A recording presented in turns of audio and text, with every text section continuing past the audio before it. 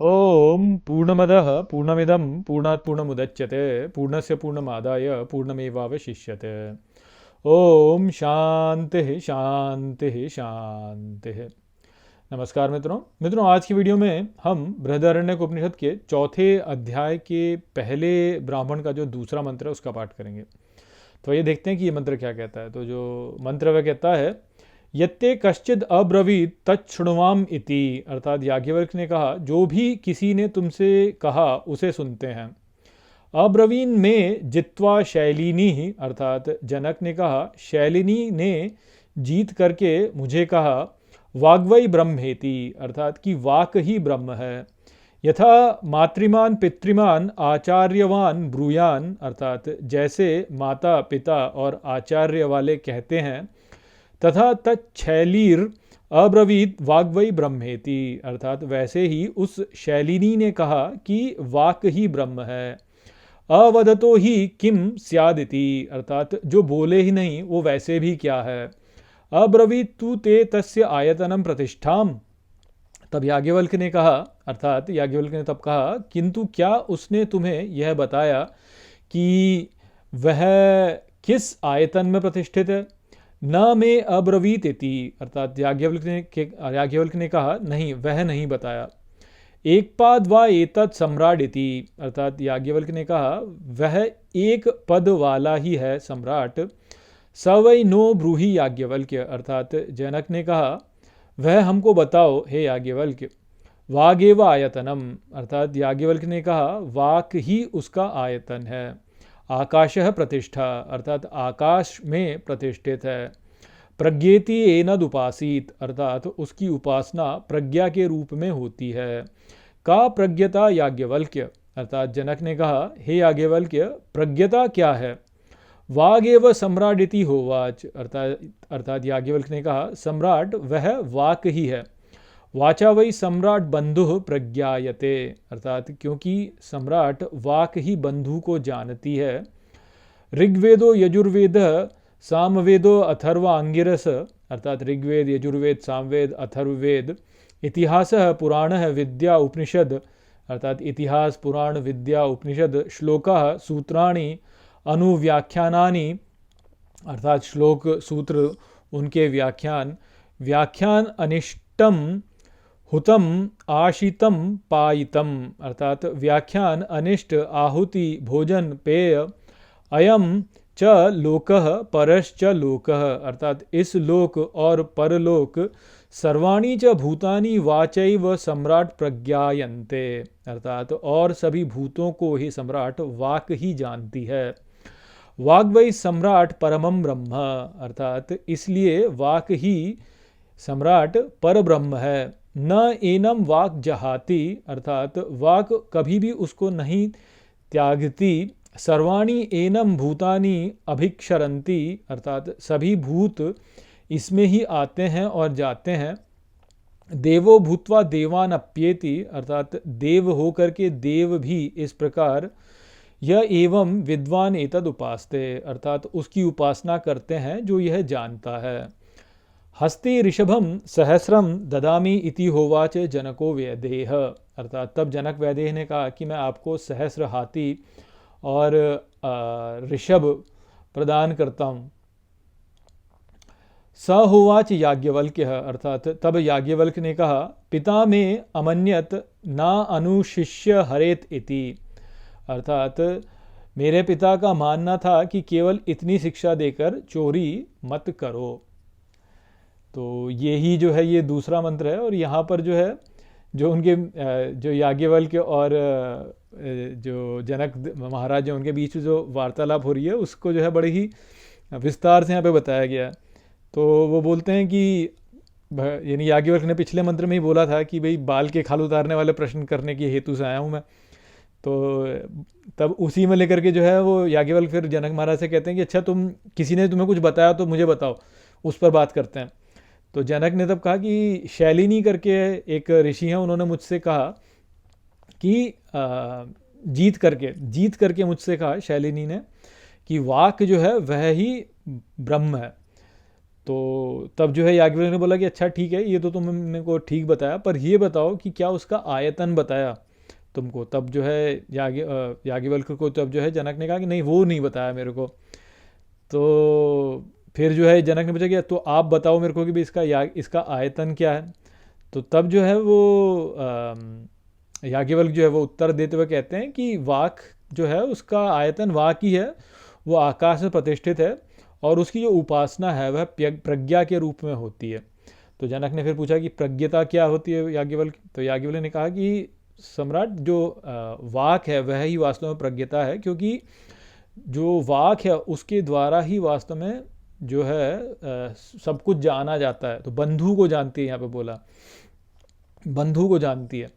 तो बंधु को जानती में फिर क्या क्या बोला कि बहुत कुछ जानती है, जैसे ऋग्वेद, यजुर्वेद, सामवेद, अथर्ववेद, इतिहास, पुराण विद्या, उपनिषद, श्लोक, सूत्र, अनेक व्याख्यान, अनिष्ट, आहुति, भोजन, पेय, और ये लोक और परलोक, इन सभी भूतों को जो है वास्तव में वाक ही है जो कि जानती है, इसलिए वाक ही परब्रह्म है। और फिर वो कहते हैं कि जो इस प्रकार से समझता है उसको वाक कभी त्यागती नहीं है, और सभी भूत जो है वो उसमें ही आ जाते हैं। और फिर जो है वो जो व्यक्ति होता है वो देव होकर के देव होकर के, सभी देव भी है ना उसकी ही उपासना करते हैं तब, अर्थात वो उसकी जो अवस्था होती है वो देव से ऊपर हो जाती है। तब जनक ने कहा कि आपने बहुत अच्छी बात बताई, तो मैं इसके लिए जो है आपको जो है ऋषभ और हाथी प्रदान करूंगा। तब याज्ञवल्क्य ने बोला कि नहीं, इतने से ज्ञान देने से तो चोरी मत करो, इतने से ज्ञान से मैं आपसे नहीं लूँगा, क्योंकि ये तो इतने से ज्ञान को दे करके जो है आपसे कुछ लेना ठीक नहीं होगा। इस प्रकार से उन्होंने बोला।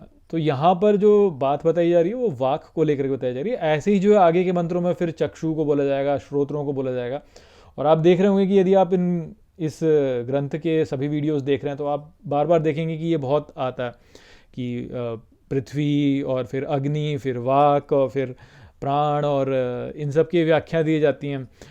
आदित्य, श्रोत्र, इन सब के व्याख्यान हमको प्रदान किए जाते हैं इसमें। तो उसमें हुई को लेकर के जो है यहाँ पे बात बताई जा रही है कि वाक, अब ये जो वाक है, इस वाक को हमको ठीक तरह से समझ लेना चाहिए कि ये वाक क्या है। तो वाक को हम वैसे तो कहते हैं कि वाणी, हम ये सोचते हैं कि भाई जो बोल रहे हो आप, वही वाक्य, जैसे कहते हैं ना कि आप वाक्य मारते हो, तो वाक्य मारना अर्थात कुछ बोलना है, कुछ कहना, कुछ एक स्टेटमेंट बोलना। तो यहाँ पे वो जो वाक है उसको विचार को प्रस्तुत किया जा रहा है कि वाक क्या है। तो बोलते हैं कि वाक जो है उसका जो आयतन है वो वाक ही, अर्थात वाक जो है वो वाक में ही घिरी हुई है, और अर्थात वाक में ही होती है वास्तव में, और एक पद ही है वो, उसका पद जो है वो एक ही है, अर्थात वो एक ही है वास्तव में। ऐसा नहीं कि वो बहुत सारी हैं कि भाई ये वाक हो, जैसे हम कहते हैं ना कि भाई एक तो परावाक है, फिर एक पश्यंती है, फिर वैखरी, मध्यमा और वैखरी, इस प्रकार से हम बोलते हैं इन वाकों को। तो ये जो वाक है ये उस प्रकार से अलग उनका विभाजन किया जाता है, किंतु वाक वास्तव में एक ही है। और जितने भी हमारे कॉन्सेप्ट्स होते हैं, जितने विचार हैं, सारे सारे वाक में से ही आते हैं। और फिर वही वाक जो है फिर वो आगे चल करके जो है सभी भूत भी बन जाती है, सभी प्रकार की जो भी हम चीज़ यहाँ देखते हैं, ये लोक, वो परलोक, और जो भी कुछ है वो सब वास्तव में वाक है जो है जो कि बन करके हमारे आगे प्रकट होती है। तो वो यहाँ पे विचार बताया जा रहा है। तो देखिए, जैसे आप इसको ऐसे समझिए कि अब तो आप बहुत कुछ, मुझे लगता है यदि आप सारे वीडियोस देख रहे हो तो आप बहुत कुछ समझ चुके होंगे यहाँ इस समय तक, कि जो हमारा जो स्वरूप है वह सत्य संकल्प स्वरूप है, कि हम जो संकल्प करते हैं वह ही वास्तव में हो जाता है। और यदि आपने जो है अजात शत्रु और बाला की गार्गी के बीच की बात सुनी हो, तो वहाँ पर जो उन्होंने बताया था कि जब ये सो रहा था, जब ये व्यक्ति सो रहा था तो क्या कर रहा था, कौन से लोक में था, तो वो जो लोक था वो उसने अपने लिए ही स्वयं निर्मित कर लिया था। इसी प्रकार से जो है हृदय में जो 72 सहस्र नाड़ियाँ हैं, उनके द्वारा ही जो है ये समस्त जगत जो है ये प्रकट होता है, ये जगत प्रकट होता है वास्तव में क्योंकि वो जो वहाँ पर जो विज्ञान घन पुरुष है वह स्वप्न देख रहा है, और उस स्वप्न के द्वारा ही जो है ये जगत प्रकट हो रहा है। तो जो भी जगत में प्रकट हो रहा है वह विचारों के आधार पर ही प्रकट हो रहा है। वो हमारे मन के भीतर के चल रहे जो संकल्प हैं, उन संकल्पों के आधार पर ही बाहर प्रकट हो रहा है। और इस प्रकार से यदि हम समझें तो जितने भी देवी देवता हैं वो भी हमारे द्वारा ही प्रकट हो रहे हैं वास्तव में। ऐसा जो है वाक का ये ऐसा प्रभाव है वास्तव में। और जो हमने अपने आप को मान रखा है वो भी वास्तव में वाक के द्वारा ही प्रकट हो रहा है। तो जो वाक को ठीक प्रकार से समझेगा वो जो है बात को समझ जाएगा। तो यहाँ पे क्या बोला कि वो प्रज्ञान है, उसकी उपासना जो होती है वो प्रज्ञा के रूप में होती है, प्रज्ञा के रूप में होती है। अब देखिए, मैं बहुत ज़्यादा गहराई में जाना चाहूँगा नहीं क्योंकि बहुत एब्स्ट्रैक्ट हो जाता है, पर जैसे ये सभी जो शब्द हैं ना हमारे अक्षर क ख ग घ, इन सभी अक्षरों में वास्तव में शक्ति होती है। इसलिए गणपति भगवान को कैसे कहते हैं कि उनका यदि आप अथर्वशीर्ष देखें, गणपति अथर्वशीर्ष, तो उसमें क्या बोला है कि गकार पूर्व रूप उनका गकार है, फिर अकार उनका मध्य रूप है, फिर अनुस्वार उनका जो अंतिम रूप है, तो गम जो है। तो जैसे ही हम गम बोलते हैं तो जो गम है वो अपने आप में ही वास्तव में भगवान है। वो जो है वह गणपति बप्पा ही हैं वास्तव में, या भगवान कृष्ण है। तो उनके लिए जो बोला जाता है क्या आता है, क्लीम बोला गया है, क्लीम। तो वो जो क्लीम है तो वो क्लीम अपने आप में ही वास्तव में भगवान कृष्ण है। तो ये जो जो ये भगवान कृष्ण जैसे क्लीम है, या भगवान गणेश जो है वो गम है। तो अब ये जो गम है या क्लीम है, ये हम तो बोलते हैं ना, तो हम बोल सकते हैं ना, हम अपने द्वारा बोल सकते हैं इसको। तो हमारे बोलने से जो है हम देवताओं को चल वो बेसिकली बुला सकते हैं, देवताओं को प्रकट कर सकते हैं हम। तो इतनी शक्ति जो है वो वाक में है, और ये वाक हमारे भीतर है। अब आप ये सोचिए कि कोई कुत्ता है जैसे, तो कुत्ता तो क्लीम नहीं बोल सकता ना, कुत्ते को गम बोलो तो नहीं बोल सकता, कुत्ता तो भौं भौं ही करेगा। लेकिन हमारे भीतर ये क्षमता है कि हम क्लीम बोल सकते हैं, गम बोल सकते हैं, हम इतने सारे मंत्र बोल सकते हैं। तो ये जो मंत्र हमारे हैं, इन सभी मंत्रों में जो शक्ति है वो इसी कारण से, क्योंकि ये वाक की शक्ति है, वाक की शक्ति है।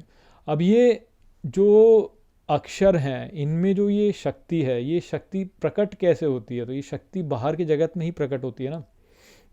जैसे यदि आप ही ऐसे बहुत बार बोलते रहेंगे तो आपको जो है उसका एक प्रभाव जो है वो आप पे पड़ेगा, निरंतर यदि आप उसको बोलते जाएंगे। तो ये जो प्रभाव पड़ता है, ये जो प्रभाव है, ये उस वाक्य का ही प्रकटीकरण है वास्तव में।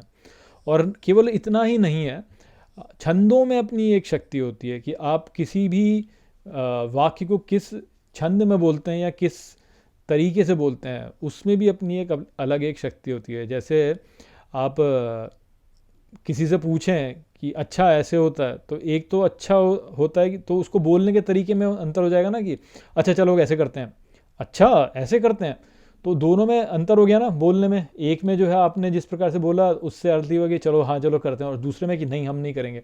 तो दो बिल्कुल विपरीत बातें जो हैं वो एक ही एक अक्षर में आ गई बोलने के लय में, किस प्रकार से आप बोलते हैं। तो इसलिए छंदों में भी अपनी एक शक्ति होती है, तो छंदों में अपनी एक शक्ति होती है, अक्षरों में अपनी एक शक्ति होती है। और ये जो शक्ति है ये कोई ऐसी टुच्ची मुच्ची शक्ति नहीं है, इसमें बहुत शक्ति है वास्तव में। ये जो है ये हमें बहुत देवी देवताओं तक ये हमें पहुंचाने की शक्ति ये रखती है। तो ये जो वाक है, ये वाक इस प्रकार से जो है इसमें सभी संपूर्ण लोक समाया हुआ है वास्तव में, संपूर्ण लोक समाया हुआ है इस वाक में। और आप देखिए कि चारों ओर शोर हम निरंतर होता ही रहता है, शोर निरंतर होता ही रहता है, और उस शोर से हमारे मन पे भी प्रभाव पड़ता है। तो ये जो हमारे मन के विचार हैं ये भी वाक है, ये जो हम बोलते हैं ये भी वाक है, जिस लय में हम बोलते हैं वो भी वाक है। और इन सब का ही जो स्थूलीकरण होता है उसमें ही फिर ये सारे जो हमारे पदार्थ होते हैं ये आगे प्रकट होते हैं आगे करके। तो एक तो हमारे लिए ये समझने वाली बात है। दूसरी बात यहाँ पे क्या है कि प्रश्न बताने वाला कौन है, जिसने बताया कि वाक परवर में, तो वो है शैली। अब ये जो शैलिनी है, शैलिनी क्या है वास्तव में? तो ये शैल से संबंधित है, शैल अर्थात पत्थर, शैल अर्थात पत्थर। तो जो कुछ ना बोले तो वो पत्थर होता है ना वास्तव में, जो कुछ ना बोले शांत हो जाए, तो उसमें से ही जो है वाक निकलती है। भगवान शिव जो है उनको पत्थर के रूप में पूजा जाता है। देवी माता जो है उनके जो पिता हैं वो उनको क्या बोलते हैं, शैलपुत्री बोलते हैं उनको, जो शैल से उत्पन्न हुई हैं।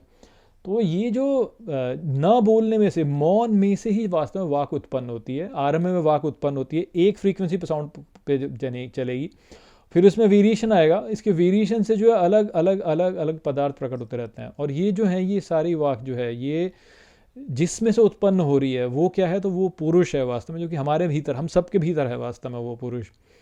और वो जो पुरुष है उसने मनुष्यों को इतनी शक्ति दी है, हमारे अंदर इतनी शक्ति है कि हम उस वाक को मॉडिफाई करके कुछ कुछ बोल सकते हैं, म्यूज़िक बना सकते हैं और बहुत कुछ कर सकते हैं, जिससे कि हमारे मन पे भी प्रभाव पड़ता है और उसको ठीक प्रकार से समझा जाए यदि, और उसका मंत्रों का बार बार बार बार बार बार उच्चारण किया जाए तो उससे जो है हमारी गति भी निर्धारित होती है। तो जो इस बात को समझता है, देवता उसकी उपासना करते हैं, क्योंकि वो देवताओं के तत्व को ठीक प्रकार से समझ जाता है। अभी जो तत्व है वो क्या क्या है, ग क्या तत्व है, क क्या तत्व है, इसकी गहराई में मैं अभी जाऊंगा नहीं क्योंकि बहुत कॉम्प्लिकेटेड है। पर ये जो बीज मंत्र होते हैं, इन बीज मंत्रों से हम जो है देवी देवताओं को समझ सकते हैं।